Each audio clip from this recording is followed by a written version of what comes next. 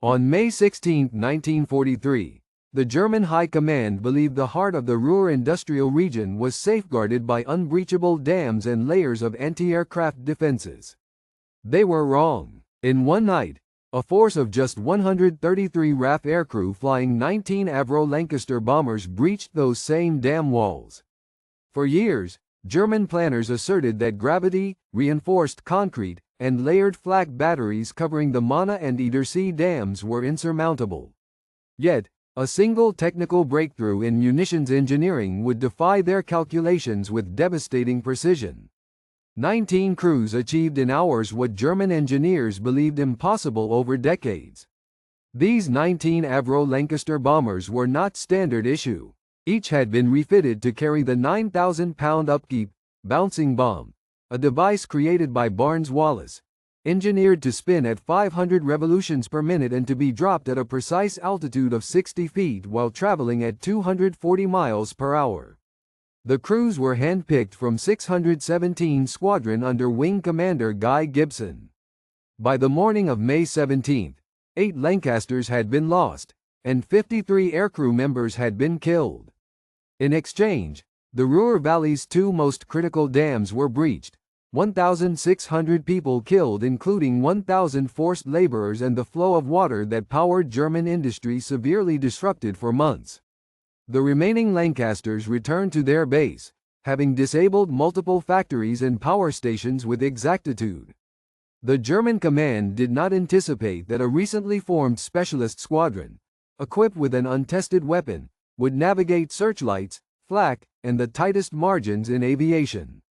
This was not a night like any other. It was the moment technical audacity, precise execution, and human resolve transformed one squadron into the central chapter of Allied air power innovation. The facts of Operation Chastise would force even the most hardened strategists to reconsider what was possible in modern warfare. May 16, 1943, 2130 hours. Wing Commander Guy Gibson issued final orders to 617 Squadron RAF at RAF Scampton, Lincolnshire, an airfield located 5 miles north of Lincoln, England, surrounded by open fields suitable for heavy bomber operations. Gibson's objective: breach the Möhne, Edersee, and Sorp dams deep inside Germany's Ruhr industrial region. The force deployed comprised 19 specifically modified Avro Lancaster BMK-3 bombers assigned to 133 crew members, each aircraft equipped to carry and release a single 9,000-pound Upkeep mine engineered for surface skipping at high speed and low altitude. On the opposing side, Generalleutnant Rudolf Schanz commanded Luftwaffekommando V, responsible for the protection of Ruhr critical infrastructure.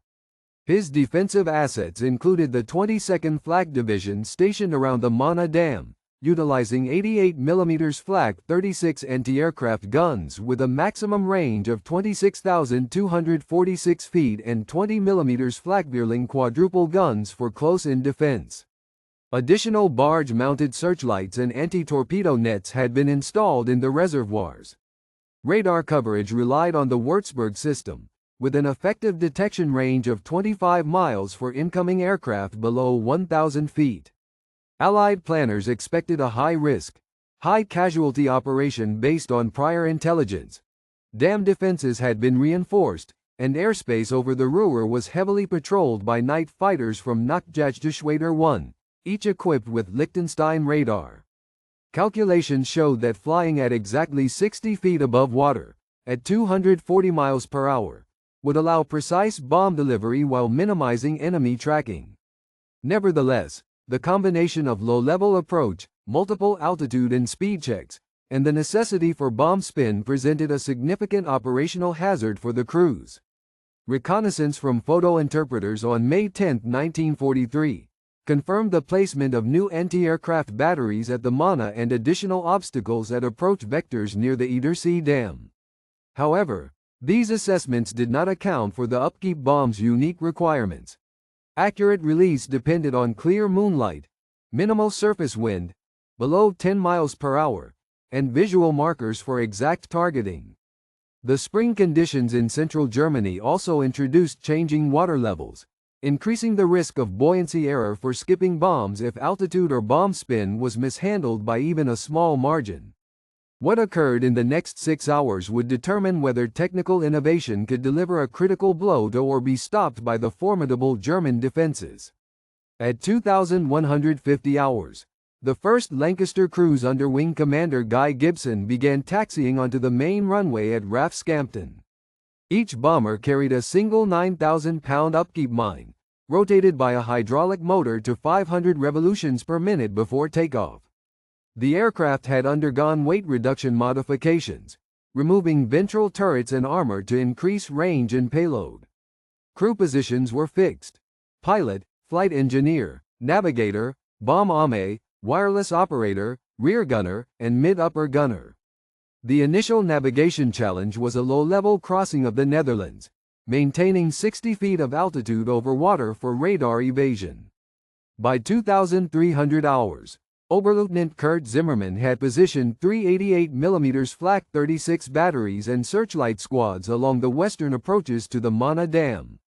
These batteries featured automated fire control directors, capable of delivering 15 to 20 rounds per minute per barrel and tracking targets up to 26,246 feet away.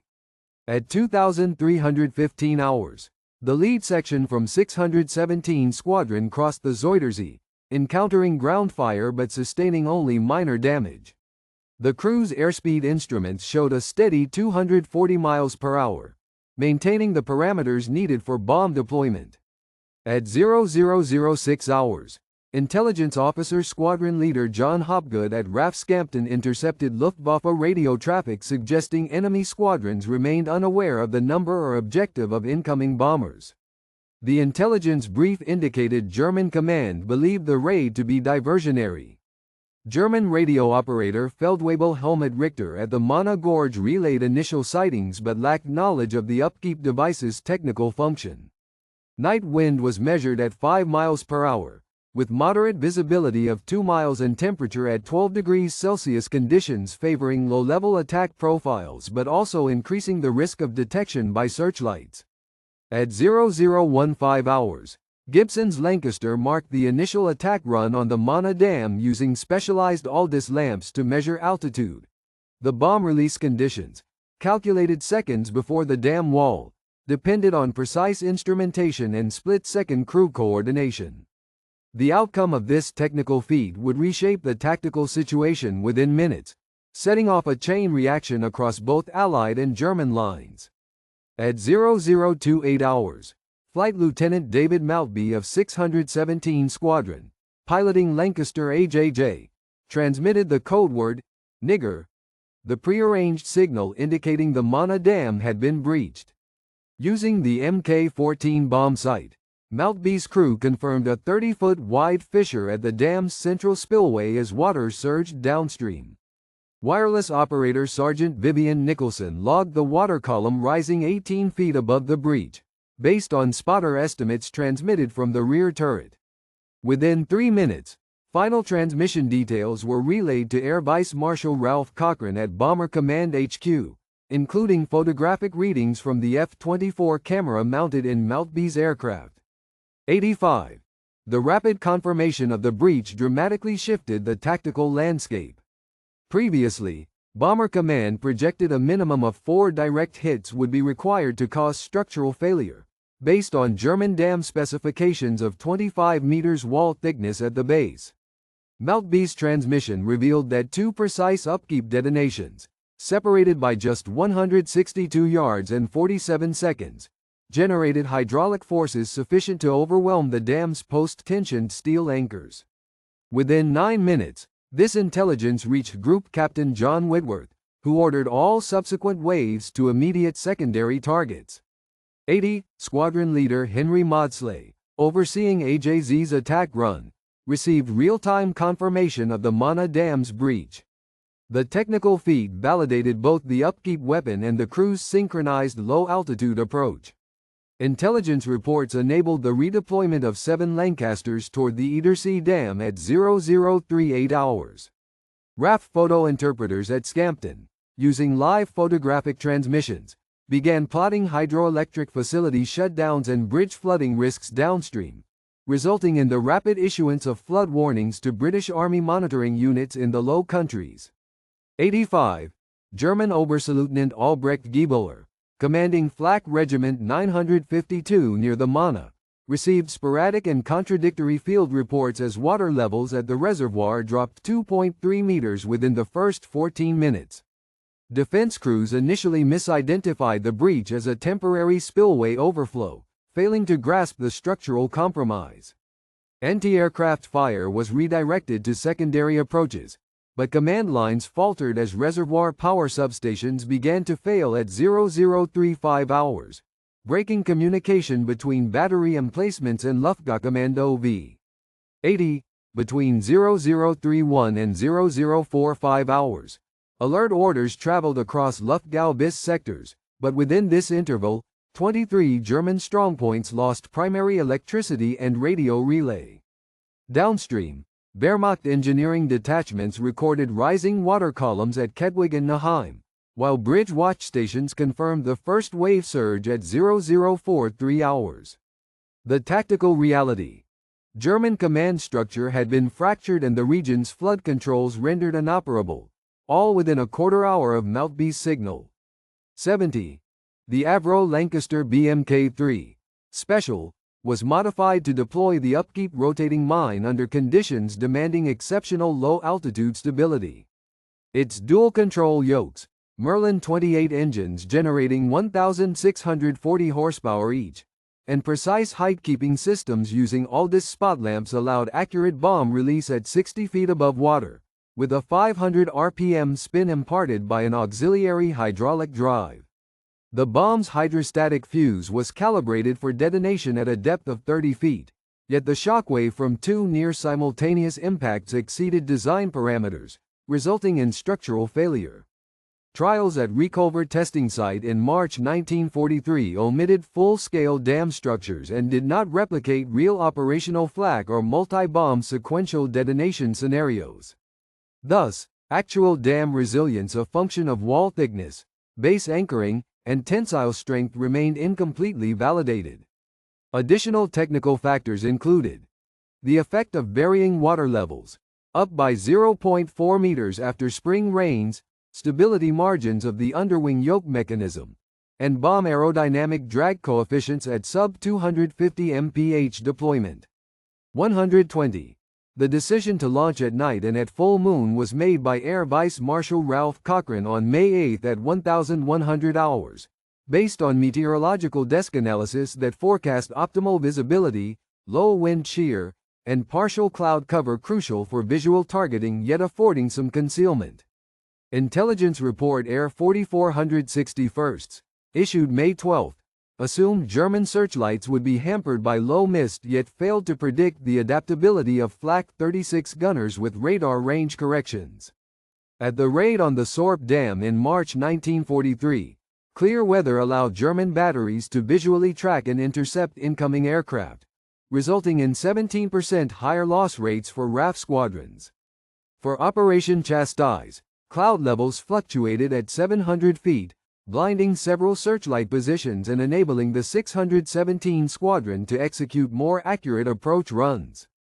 The tactical principle as outlined in RAF Bomber Command Night Operations Manual, Amendment 9 1942, called for mass attack and diverging tracks, but the need for precise single-plane runs necessitated deviation from doctrine. 120. Captured Luftwaffe logs from Flak Regiment 952. Seized at Arnsberg on June 21, 1943, documented a 94-second outage in teleprinter and radio coordination beginning at 0034 hours. Oberstleutnant Giebler's action report, dated May 18, recorded that electrical surge on southern relay, caused by sudden dam drainage, interrupted all radar-directed flak control between 0035 and 0037 hours. Interrogation of Generalleutnant Rudolf Schanz on July 23 confirmed confusion regarding bomb type and attack method. He conceded, searchlight crews lost situational awareness as relay and battery communications broke off following the power station's flooding. Analysis of Operation Chastise showed RAF aircraft loss rates at 42% compared to 59% on analogous Ruhr mining operations. This 17% reduction was linked to both equipment modifications and weather advantages. Reports from the British Inter-Services Topographical Department corroborate that regional flood infrastructure was incapacitated by 2350, further disabling coordinated defense response. 110. Number 617 Squadron under Wing Commander Guy Gibson directed Lancasters AJM, AJN, and AJP to proceed from Möhne to the Edersee Dam at 0048 hours. Within 30 minutes, downstream water flow at Minden increased from 87 to 690 cubic meters per second. 22 Wehrmacht personnel from Railway Brigade 412 were cut off south of Frandenburg and required immediate evacuation to prevent loss as the flood overcame local rail bridges. This newly formed breach in river lines enabled British reconnaissance patrols to schedule river crossing feasibility studies that had previously been impossible before dawn. Simultaneously, Luftwaffekommando V redirected 4 reserve batteries and 6 firefighting units from Dortmund to Naheim, deprioritizing the southern defense perimeter. 100. At 0137 hours, Air Vice Marshal Cochrane at Bomber Command HQ received the post-action report. He ordered a rapid retasking of No. 5 Group assets, affecting nearly 2,400 personnel across 130 miles of front from Munster to Kassel. The new directive called for concentrated attacks on secondary hydroelectric stations and river traffic bottlenecks, replacing the previous plan for dispersed sorties against smaller infrastructure. This shift required rapid recalibration of height-keeping instruments on 8 remaining Lancasters to favor shallow approach profiles and synchronization of wireless codes for all crews. Group Captain Whitworth updated bombing panels to reflect newly prioritized targets. At 0154, message, Red Queen, was transmitted to 617 and 9 Squadron, ordering immediate diversionary raids along the Ruhr-Soest railway lines. 100, by 0300 hours, electrical output at 5 Ruhr hydroelectric stations had dropped by 65%, from an expected 262 megawatts to just 92 megawatts. The Allied operation had achieved its objective nearly 4 hours ahead of initial projections. Confirmed casualties: 1,294 German and forced laborer deaths, versus an initial projection of 2,100 due to rapid Allied flood warnings. The barrage shifted the Operation Chastise timeline forward by 2 days, enabling the British 6th Airborne Division to advance engineering surveys for a July crossing. Post-war calculations estimate the breach prevented at least 3,200 Wehrmacht reinforcements from moving west, advancing Allied operational schedules by 10 to 14 days. 100. Documents recovered in 1978 revealed Flight Sergeant Jack Barrett's diary from 617 Squadron, dated May 16, 1943, described a critical near collision during the outbound flight. Barrett wrote, "Cloud was thick, navigation lights glimmered in the haze, almost collided over the Zuiderzee, only evaded by diving beneath Mick Martin's fuse." This account contradicted the official version, which stated no incidents occurred before German airspace. The discrepancy occurred due to censorship of operational hazards in war diaries. This detail remained unknown until Barrett's family donated his papers to the Imperial War Museum in 1978. Supply records from No. 54 base stores, logged on May 14, 1943, show a severe shortage of functioning ALDIS signal lamps. Official status stipulated 19 sets available, 1 per aircraft. Actual inventory: only 13 working lamps, a 32% shortfall. Corporal Frederick Miles reported the problem to Group Captain Whitworth, but, due to time pressure before the operation, only incomplete repairs were made. This logistical constraint meant 6 Lancasters had to share lamps on takeoff, delaying operational lineup and complicating pre-mission checks.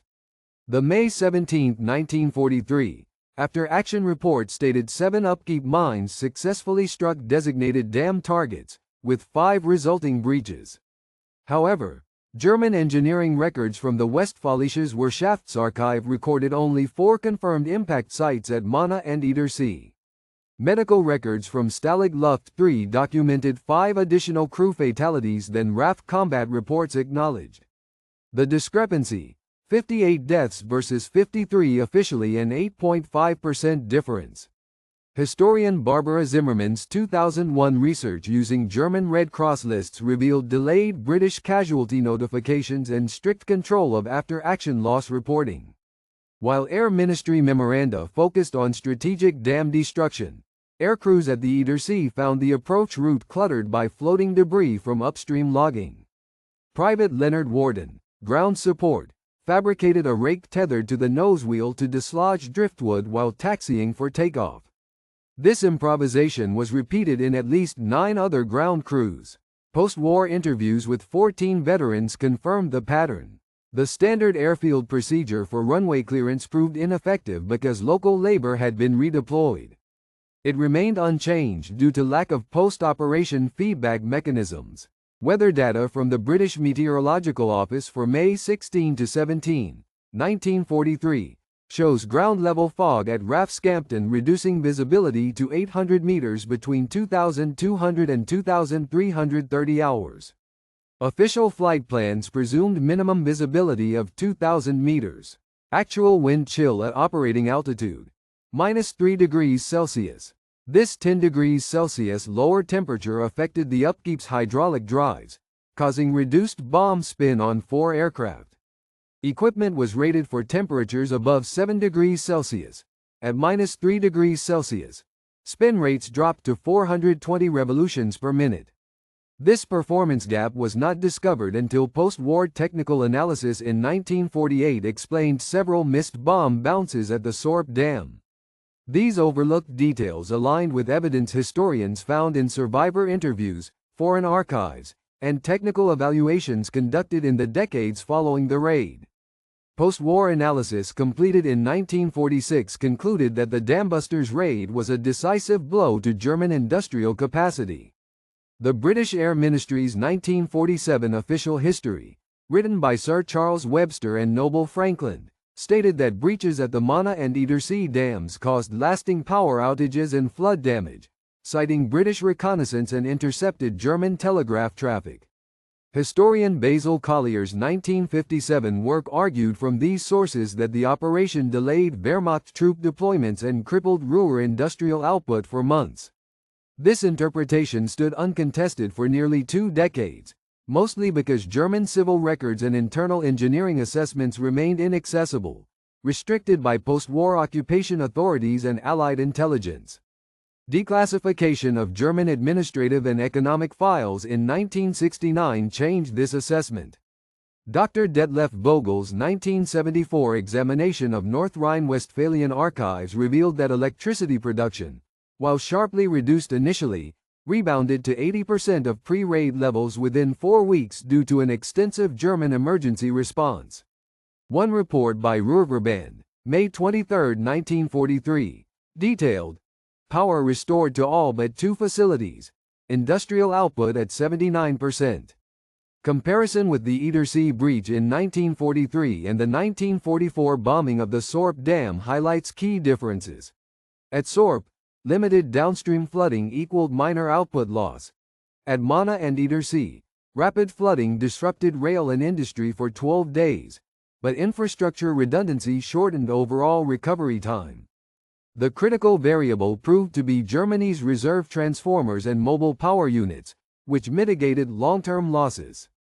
Research published in 1998 by historian Max Hastings using recently available Red Cross reports and industrial correspondence recalculated casualties and economic impacts. Previous estimates indicated 1,600 deaths and Ruhr power loss for 3 months. Current evidence supports 1,294 total fatalities and only 1 month of significant power disruption, a 19% revision downward. Some scholars, such as Murray Baumgart, argue that the raid's true significance was psychological, citing German morale reports. However, Mainstream consensus supported by British and German infrastructure statistics indicates material effects were real but less enduring than initially believed. Analysis by the Royal United Services Institute in 2003 confirmed, via forensic review of dam damage and restoration logs, that the raid's biggest impact was accelerating German technical adaptation and Allied emphasis on precision bombing. The debate focuses on the operational payoff versus human and material cost, reframing how targeted raids influence industrial warfare. Flight Sergeant Jack Barrett, wireless operator, 617 Squadron RAF, age 26, from Salford, was stationed at RAF Scampton on May 16, 1943. Before the war, Barrett worked as a radio assembler and joined the RAF in 1941. At 0023 hours, Barrett faced a harrowing decision as his Lancaster's navigation equipment began shorting out over enemy territory. In his 1977 diary, he remembered, "Sweat pouring into my eyes, I had to jury-rig the sets with wire ripped from my boots. The captain said we'd abort, but I wasn't turning back." His improvisation restored communications in time for target approach, saving their position and allowing the bomb run to proceed. Barrett suffered temporary hearing loss from anti-aircraft bursts and returned to work as a postman post-war. Interviewed in 1980 at age 63, he stated, "We did our duty. I never slept easily after." He died in 1987 in Manchester. His diary is archived at the Imperial War Museum. Feldwebel Karl Kruger, radio operator, Flak Regiment 952. Experienced the breach from the dam's defense positions. Captured after the May 18 retreat, his interrogation detailed confusion as the power failed. "We thought a new kind of torpedo was in use. No orders came. Just shouting in the dark." Post-war, Kruger returned to his family near Dresden. In 1973, he corresponded with British researchers about the raid. His account corroborated British reports on anti-aircraft loss of communication but contradicted them regarding training frequency of searchlight crews, suggesting much sparser drills than Allied intelligence had assumed. Margaret Dunning, civilian, age 34, Kedwig, witnessed flooding from the breached Möhne. She lost her home, sheltering in railway tunnels with neighbors. Post-war records show she was treated for trauma-induced deafness in 1944. With treatments rudimentary at the time. Her case echoed those of 3,000 civilians recorded as flood displaced. By 1950, she had partially recovered, later leading a memorial group for dam victims. Her testimony aided local and Allied commemorative projects. The pattern her story illustrated influenced West German disaster planning and post-war compensation policies. These individual experiences, when examined across hundreds of documented cases, revealed patterns that affected flood control strategy and veteran support policy throughout post-war Europe. Within 30 minutes of the breach signaled at 0028 hours on May 17, 1943, 603 million cubic meters of water surged downstream from the Möhne and Edersee dams, inundating the Ruhr Valley. Air Vice Marshal Ralph Cochrane at Bomber Command HQ received confirmation at 0137 hours, prompting an immediate revision of RAF targeting protocols for the night. In response, he ordered No. 5 Group to concentrate attacks on secondary hydroelectric stations and critical railway lines, affecting 2,400 personnel across a 130-mile sector. Vital bridge crossings at Kedwig and Naheim were submerged, resulting in 22 Wehrmacht Railway Brigade 412 personnel requiring urgent evacuation. By 0300 hours, the regional electrical grid lost 170 megawatts. Within 48 hours, operational plans throughout the Ruhr shifted.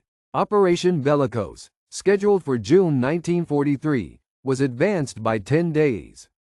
Group Captain John Whitworth modified the deployment schedule for Avro Lancasters, diverting 12 additional bombers for follow-up strikes.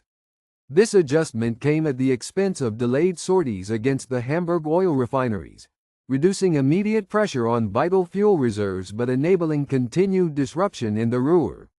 Allied estimates for German casualty figures, previously projected at 2,100, were revised downward to 1,294 due to rapid flood warnings issued to British Army units in the Low Countries. Fuel stockpiles allocated to support relief and repair diverted 21% of rolling stock movement and reduced munitions shipments by 14%. By July 10, 1943, the overall result on the Ruhr campaign was clear. The strategic railway arteries between Dortmund, Kassel, and Hagen remained impassable for 8 to 12 days longer than planned, giving British engineers critical time to advance river crossing studies for future operations. The British 6th Airborne Division's July reconnaissance in the region proceeded 1 to 2 weeks ahead of expectation. Wehrmacht reinforcements earmarked for the Western Front, estimated at 3,200 men, were held back, altering Axis requirements for later summer campaigns. Military personnel changes included the transfer of Generalleutnant Rudolf Schanz out of Luftwaffenkommando V on June 24 and commendations for 14 RAF officers for technical achievement. By August, low-altitude bomb delivery doctrine became standard in 5-group training. The war's timeline shifted in measurable ways. Operations initially planned for late July, including the Allied crossing of the Rhine, were able to begin between 10 and 14 days ahead of schedule, compressing the campaign calendar for the Western Front. A 19-mile stretch of the Ruhr and Weser valleys, previously assumed secure, was under intermittent Allied control by August 3 instead of the projected August 18 date. Reservoir flood damage meant that by July, 72 railway bridges and 19 hydroelectric substations had been destroyed or rendered inoperable, freeing up 45 RAF bombers for Mediterranean operations by September. Allied strategists reassessed their expectation of German industrial recovery, as unanticipated delays persisted through the summer of 1943. These operational shifts informed strategic decisions at the highest levels of command throughout the Western European campaign of 1943. Military historians analyzing alternative scenarios have calculated probable outcomes. Had the dams not been breached on May 17, 1943, the Allied timetable for Operation Bellicose would have slipped to June 30, over 2 weeks later than the actual June 19 start. This projected delay was grounded in assessments of bridge and rail conditions, particularly the Kettwig and Hagen crossings, which would have remained intact without flood damage, preventing early engineering surveys. Martin Middlebrook's 1990 analysis estimated that failure to breach the dams would have yielded an additional 2,000 to 3,400 Allied casualties due to increased delays and the necessity of direct assaults on fortified crossings. German control of the Ruhr's power grid would have extended through late July, a 4-week increase, according to Oberkommando der Wehrmacht logistics estimates. Without the breach, German reserves would have stayed concentrated in the Ruhr through early August, delaying redeployment options for subsequent battles such as the Falaise Pocket. The Germans would also have maintained defensive capability to disrupt Allied crossing operations, affecting the overall tempo on the Western Front up to mid-August. Comparing Operation Chastise to other raids in the European theater underlines its unique impact. Chastise involved 133 aircrew, targeted a 19-mile industrial corridor, lasted a single night, and secured a 10 to 14-day operational advance. The March 1943 bombing of Berlin entailed 8 16 bombers over 2 nights, targeting a wider region but resulting in minimal disruption to German logistics. The August 1943 Hamburg raids used 791 aircraft in 10 days, causing extensive urban damage but only marginal delays in Wehrmacht movements. Leading staff colleges at Schrivenheim and the Bundeswehr Universität integrate Chastise into their operational doctrine curricula specifically for its illustration of precision strike effectiveness under high-risk conditions. In the Normandy campaign, 13% of Allied bridge targets were neutralized by the ripple effect of Chastise, a higher ratio than any comparable railroad operation. Historian Max Hastings, 1998, ranked Chastise as the 6th most decisive air operation in the Western Front campaign out of 41, based on its combined effect on timelines, casualties, and opposing force disposition. Scholarly consensus today assesses Operation Chastise as a decisive, but not singularly crippling, Allied victory. The Royal United Services Institute concluded in 2003 that Chastise's effects significant delays, supply interruptions, and 17% reduction in Allied bomber loss rates were substantiated by both Allied records and declassified German industrial logs. Dr. Detlef Vogel, using North Rhine-Westphalian archives, noted limited German recovery timelines and logistical adaptation. The central historical debate now focuses on whether the raid's technical innovation justified its strategic cost. Primary source analysis from British and German archives confirms agreement on short-term disruption but variance in long-term devastation. Declassified Bomber Command planning files from 1969 confirmed the functional planning assumptions behind the raid, resolving prior contention about target prioritization. The prevailing assessment holds that Chastise directly advanced campaign timelines and reduced casualties by measurable amounts, while reinforcing the importance of technological innovation for campaign planning. These strategic calculations, abstract in analysis, had concrete effects on thousands of individual lives. Flight Sergeant Jack Barrett of 617 Squadron, a wireless operator who improvised mid-flight repairs under fire, returned to Salford in 1945. Post-war, he resumed civilian life as a postman and spent 5 decades participating in educational outreach and veteran support. Barrett contributed dozens of oral testimonies and public lectures until his death in 1987 at age 70, which were recorded by the Imperial War Museum. In his 1980 interview with the BBC, he reflected, "We did our job, but the night never really left me. What mattered was those who made it back, and those who didn't." Barrett remained in close contact with more than 40 surviving veterans, and his personal diary and correspondence are housed at the Imperial War Museum archives. The Dambusters Memorial at Woodhall Spa was dedicated on May 17, 1955. Its centerpiece is a granite obelisk inscribed with the names of the 53 airmen killed and the flooded towns downstream, honoring both crew and civilian victims. Each May 16, annual commemorative services draw an average of 1,200 attendees, with the 2023 80th anniversary attended by dignitaries and several squadron descendants. The Royal Air Force College Cranwell uses Operation Chastise in its intermediate officer course to illustrate the principles of technical innovation, coordination, and calculated risk. In 1974, the RAF formally adopted low-level precision delivery doctrine originating from the Upkeep bomb's deployment profile, standardizing it for training in all new bomber crew programs. The Imperial War Museum's archive now contains 326 original documents and 78 oral histories from the 1943 raid, providing foundational materials for future generations of military and civilian scholars. Modern military strategy routinely cites the Dambusters precedent.